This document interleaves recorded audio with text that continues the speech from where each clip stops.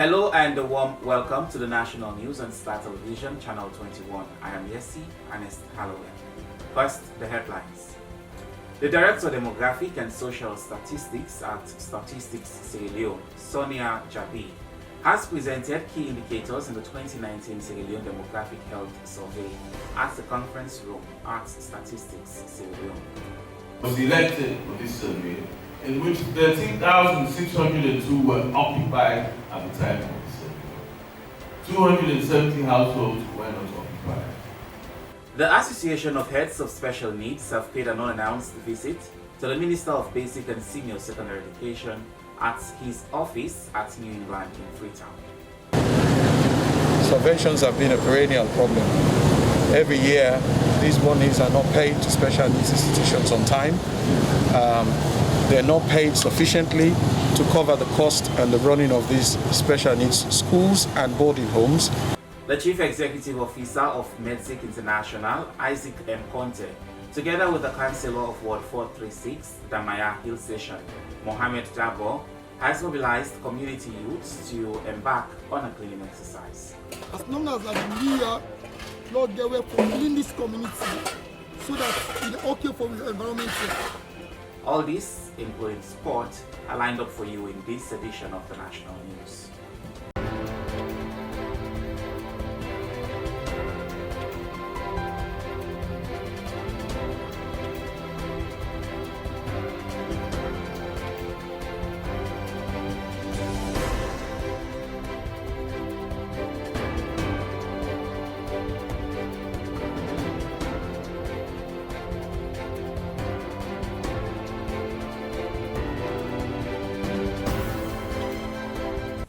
Now for the news in detail.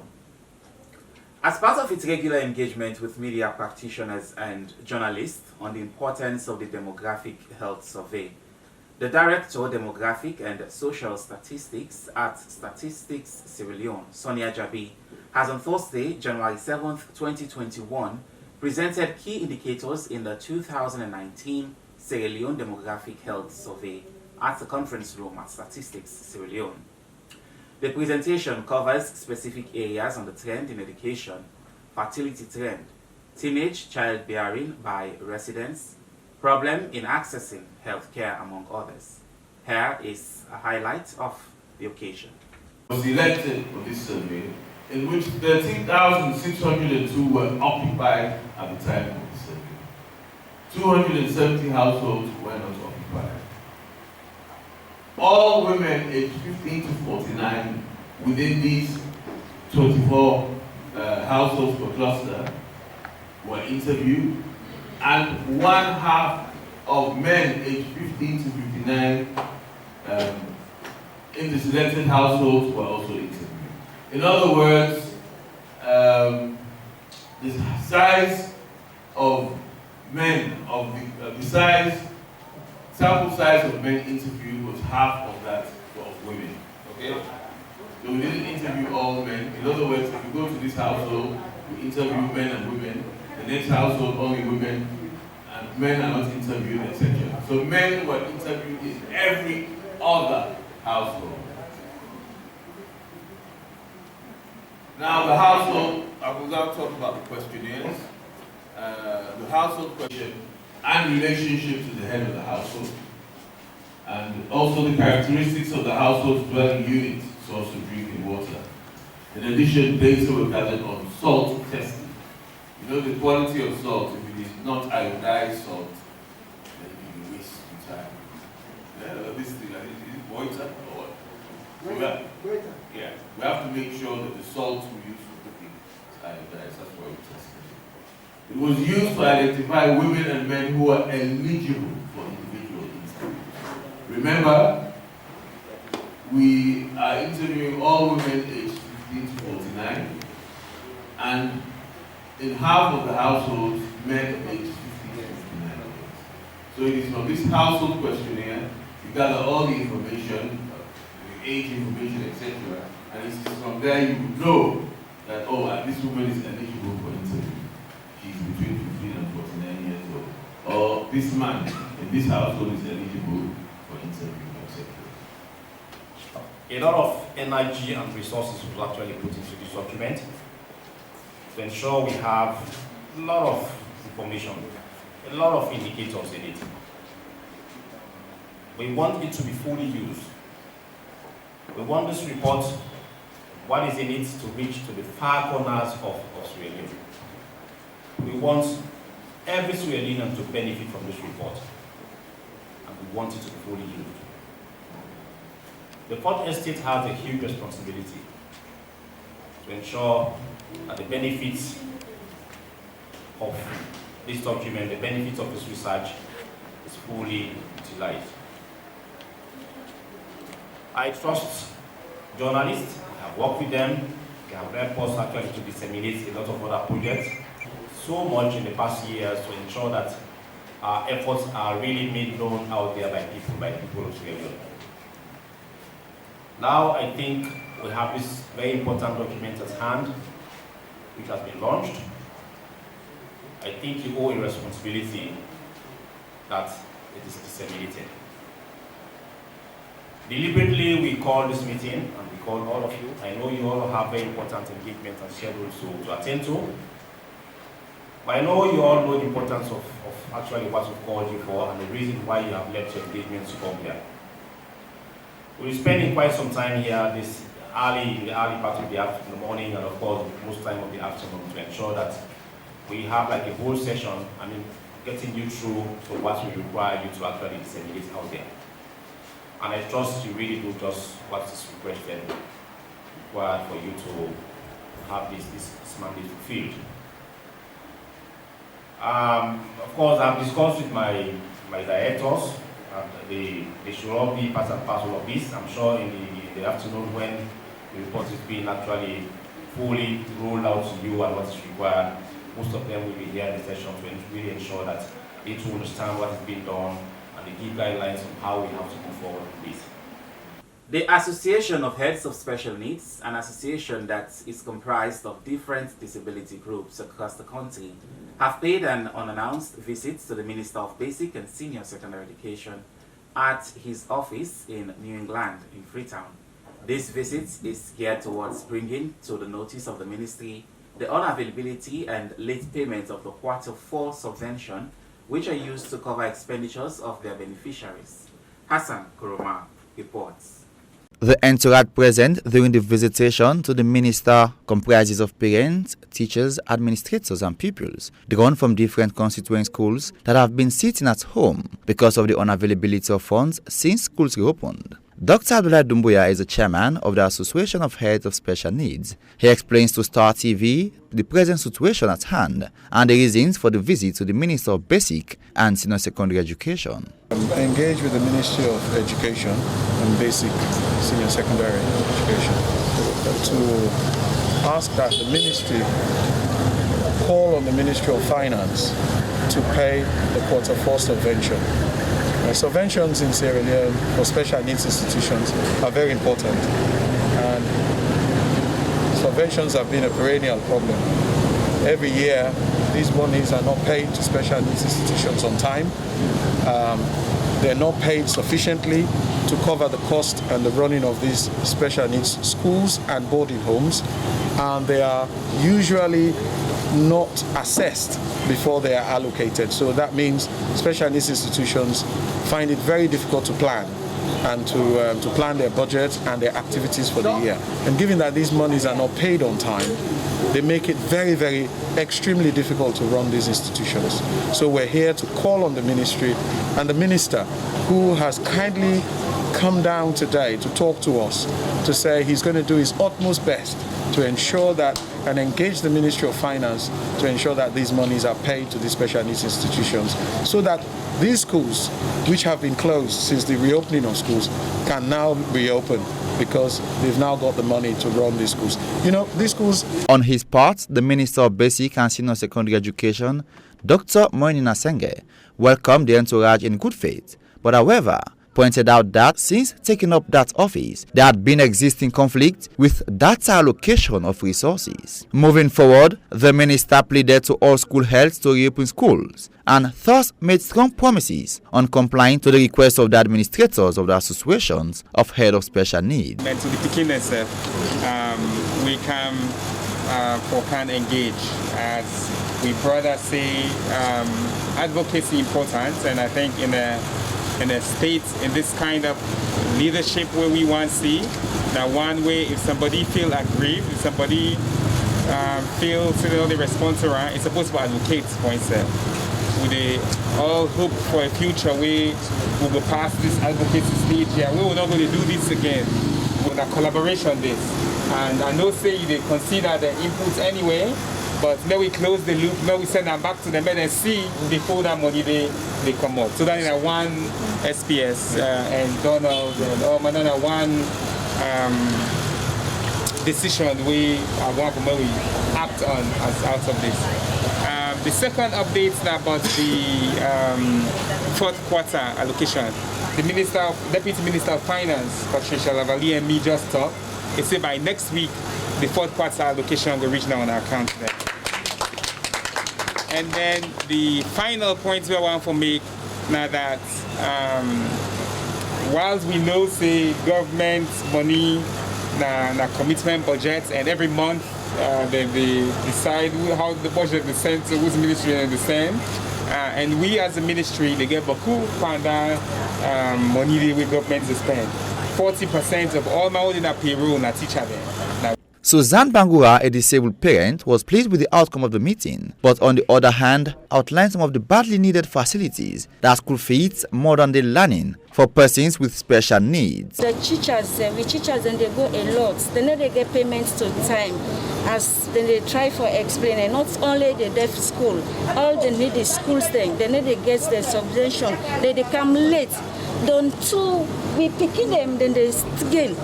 As when they see McKinney, then get secondary school.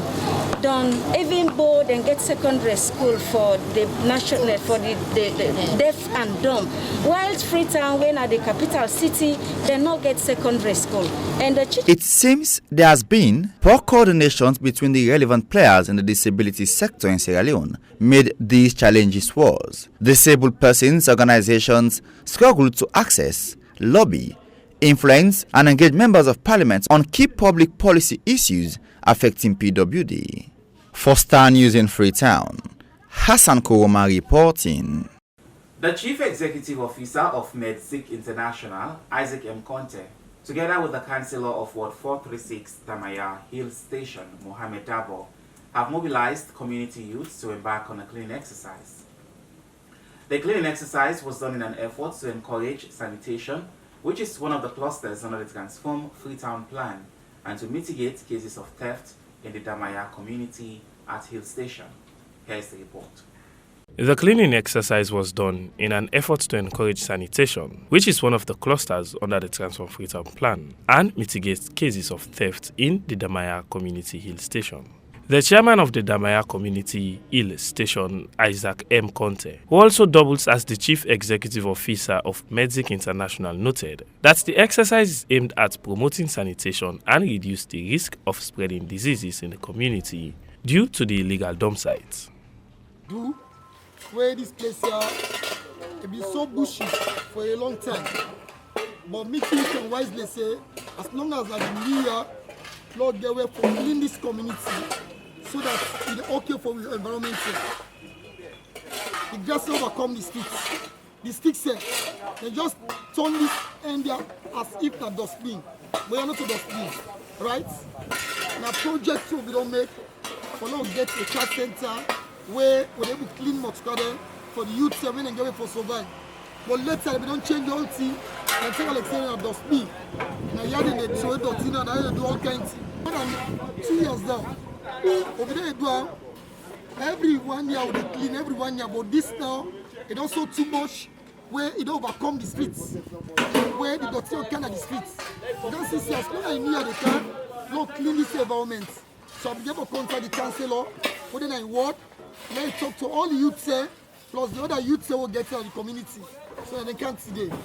But me and you talk to you, so I'm not the CEO for Medzik International. Councillor Mohammed Dabo of Ward 436 Damaya Hill Station community applauded the efforts of Medzik for his enormous contributions in the community, not just in the area of the annual cleaning of the community, but for other supports rendered. He appealed to residents at the Damaya community who are in the habit of depositing their waste in these illegal dump sites to desist henceforth, as the youth will be vigilant in monitoring to ensure defaulters will be brought to face the full penalty of the law. Because we are now part of a municipality, and the looks to how this place would sound like will not be actually applicable to people where they live here. People from different areas start for Kuts.Sinaya. So near to any that dumping site will not be sound good. So we don't meet plenty times as community following do something like this. It's very challenging and difficult. Except through God, where we will get somebody where now community chairman, Mr. Aziz, where the man fit say this particular dot where they are not good for the consumption of human. As every way, we therefore make sure say we remove this kind of garbage here, they don't come put here.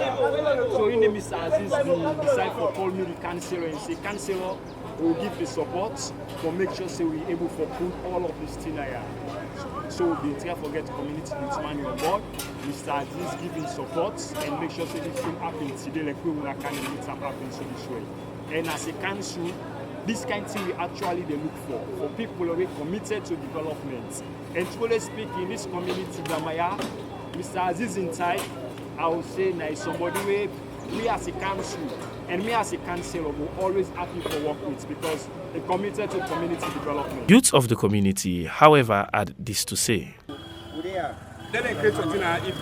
If na car wash or bowl take because we get to save for sana. If na bowl then big and for we not say benefit and government go no benefit that to as community now. They are in council with 8 very free. Because the council you want no go do then as this don't can inside any people no go pass.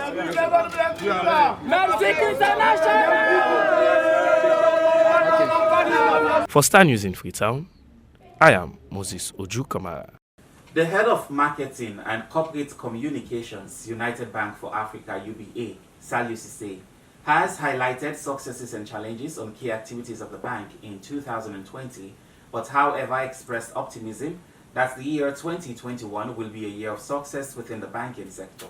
Zainab Sunkaikoma files in this report.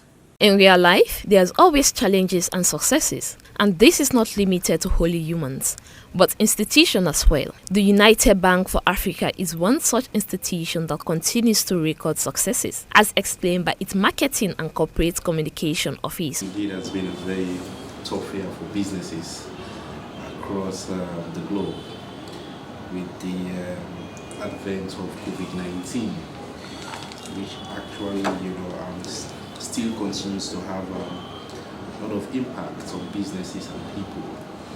So as a financial institution, I think one of our greatest successes is how we are able to create a lot of awareness about our digital. The bank in 2020 introduced several products, including digital service to customers. Saliu Cisse explained more on this service. Products and services, which helped a lot and which has been helping to allow our customers to access their finances. They don't necessarily have to come to the bank.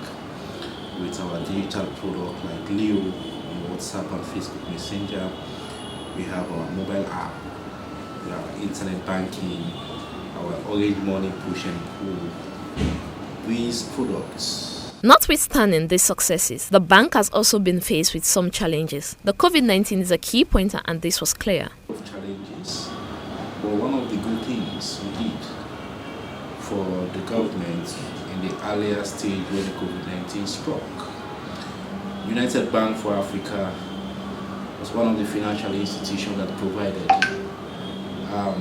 support to the government of Sierra Leone with $150,000, that is over $1 billion, as part of our direct support to the COVID-19 fight in the country. We are proud to say that. In addition, we also provided support to the Ministry of Basic and Senior Secondary Education on their distance learning program. At that time, where school pupils were home, so we were able to give laptop to the ministry to stream the online teaching program.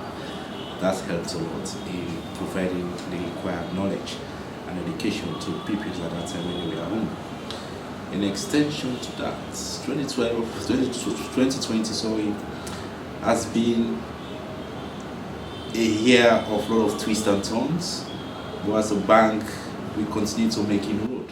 As it is, the bank was also able to provide cash to its customer even though there was shortage of cash towards the festive season. I would like to say it's a cost-cutting issue, but as a bank we are able to manage the situation in-house to making sure that our customers are really served, given the required funds. Though sometimes they will not get the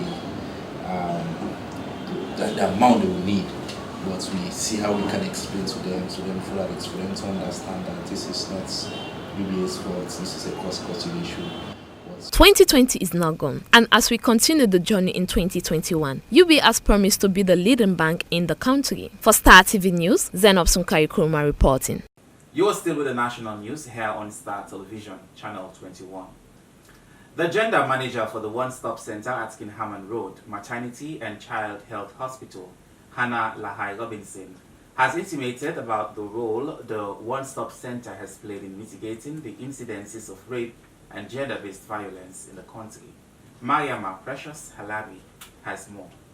Gender-based violence has been of great concern in Sierra Leone. His Excellency President Julius Maada Bio, on the 19th July 2020, launched the one-stop centers in different parts in the country to help stop the acts of rape and gender violence. The gender manager for the one-stop center at Kiama Maternal and Child Health Hospital, Hannah Lahai Robinson, speaks about their role in the fight against rape activities in the country. The one-stop center was established because of the increase in sexual gender-based violence in the country, and as a way of stopping it, as a way of addressing the issues, the problems that were faced by victims.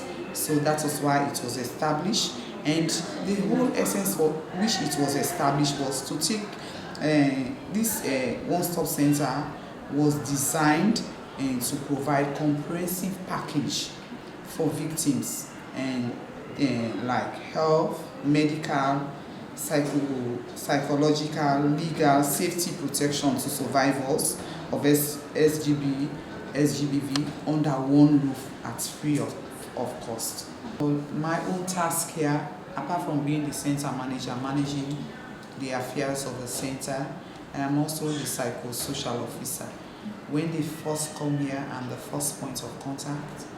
I counsel them, reassure them of confidentiality and safety, because it's one of the things that binds our job. Reassure them that this is the right place you have come, and whatever you see here will remain here, and we'll make sure that once the police lay hands on the perpetrator, we'll fight your case and justice will be served.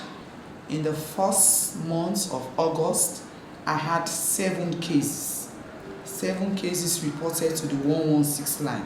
She further outlined some of the challenges they are facing and also encouraged victims of rape and gender violence to speak up and seek available services for justice to be done over their cases. The main challenge here with our own cases are that if you come and report, and then when you go back home, the perpetrator and the family, we are not there, and then they come and talk to you, you compromise, and then you yourself, who is the victim, and the parents now decide to hide the perpetrator from the police until the perpetrator is arrested. That case cannot go further, because if we go to court, we're going to court for what?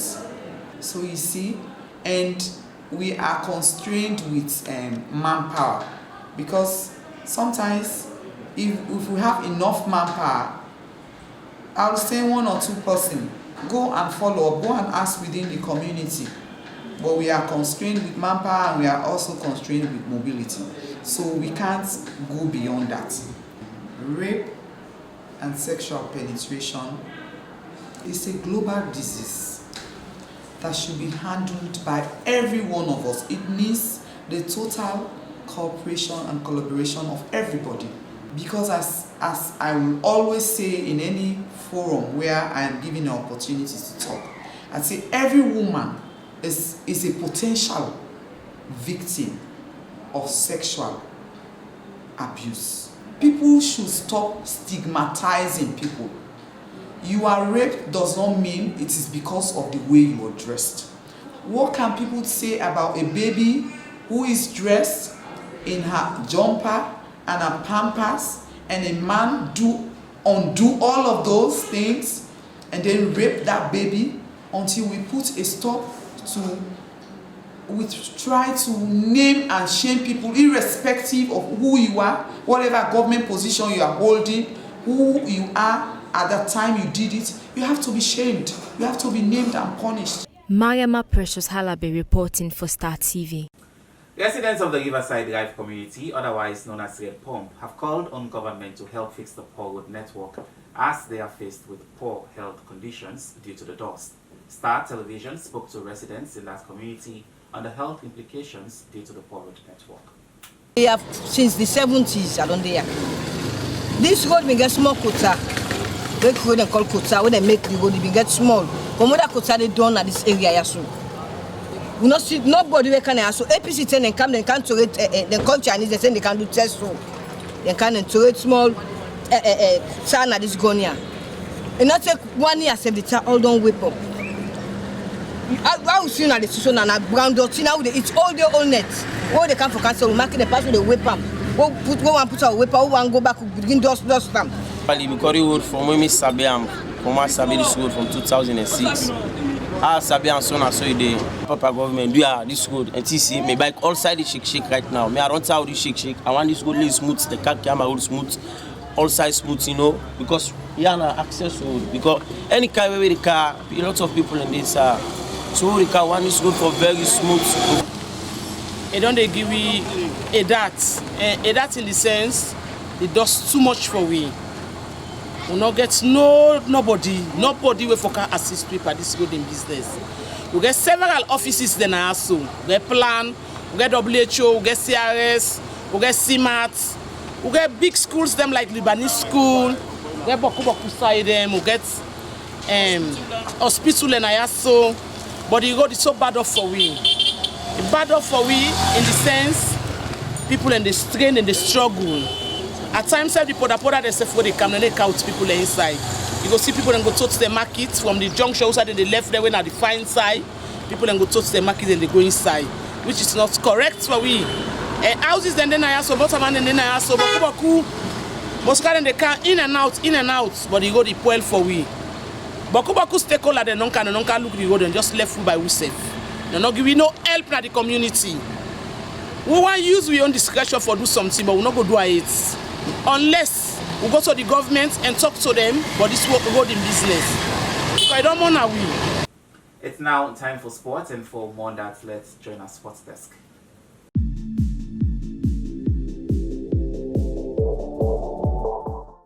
Thanks to Yesi, welcome for today's sporting news. Since the ban of sport has been lifted by the National Sports Authority and the Ministry of Sport, some association has returned back to the various field. One of them is the Sierra Leone Cricket Association national team has returned back to the Oval. According to the Chief Executive Officer of the Sierra Leone Cricket Association, Francis Trevor Samura, the association is in preparation to see how they compete in international competition. They have begun effective training down the Kingdom Oval. Judge Elliot Sam was in attendance in some of their training and put these reports together.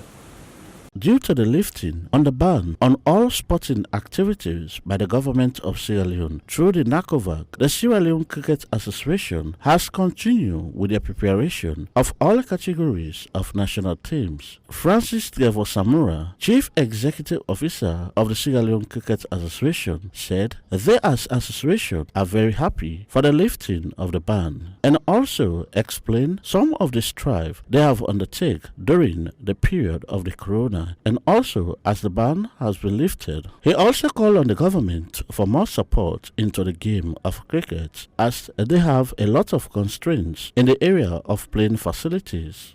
Well, we feel excited, just like we are telling government we get all right and need for impose the ban in protection of the state.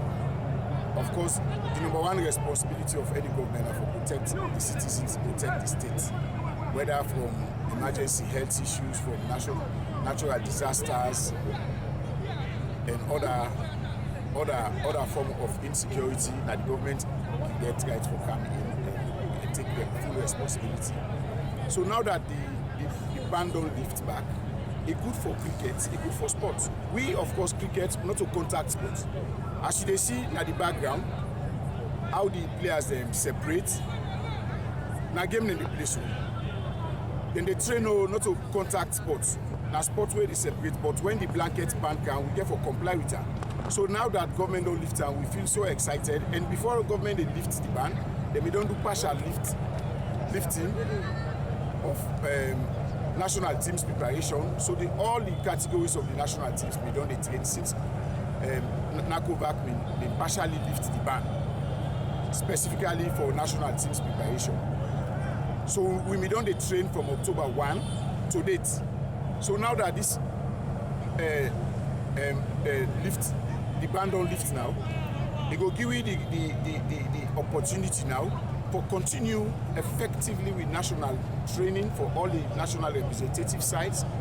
It will also give you the opportunity for run with training programs.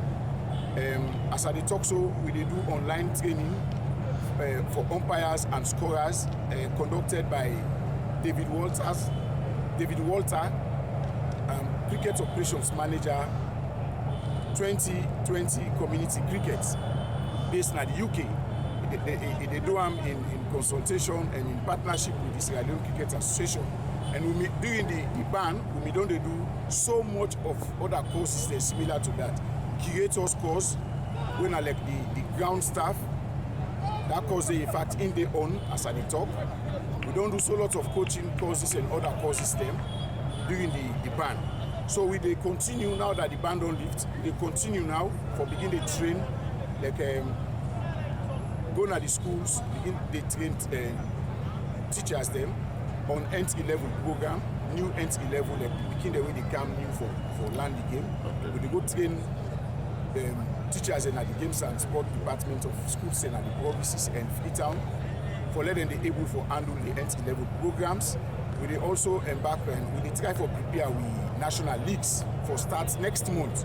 Daniel Koroma, the board secretary of the Sierra Leone Cricket Association, also described the lifting of the ban as the beginning of a new era in the life of sports in the country, especially the cricket, and also underscored their achievements as sporting discipline in the country. He also called on corporate houses for them to come on board in order for them to support the sport, which he believes that will bring more laurels in the country.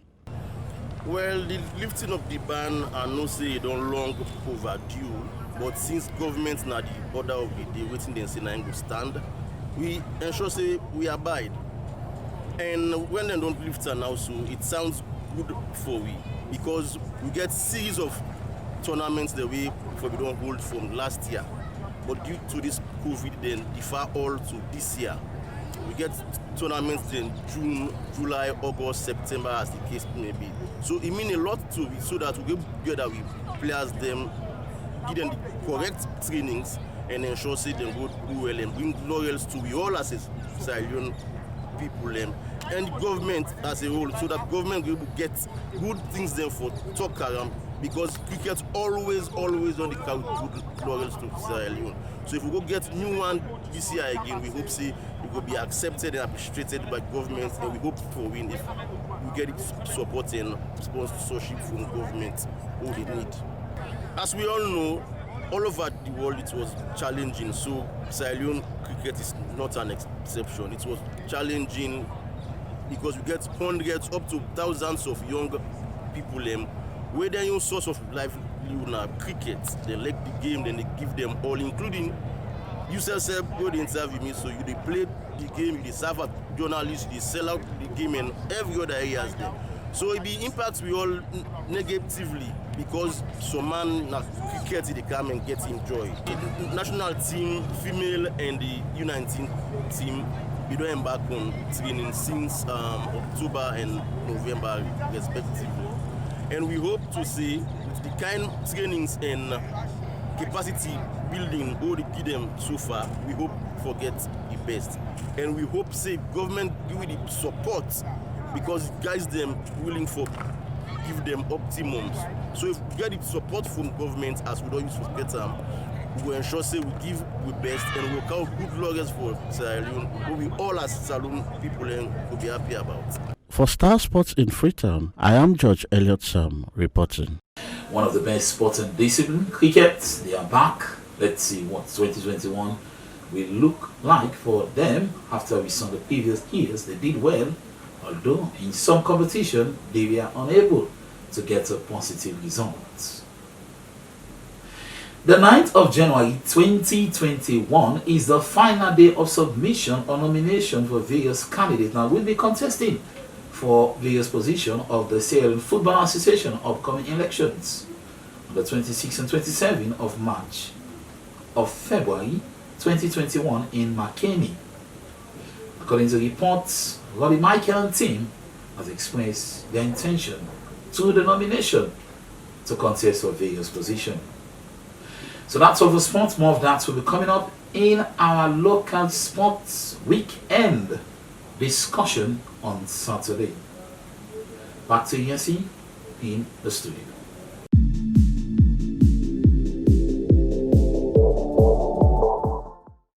Many thanks, Hilton, for giving us that update in sport. Well, viewers, that's how we draw the curtains down for today's edition of the National News. I am Yesi and it's Hallowell. Many thanks for watching and do have a splendid weekend.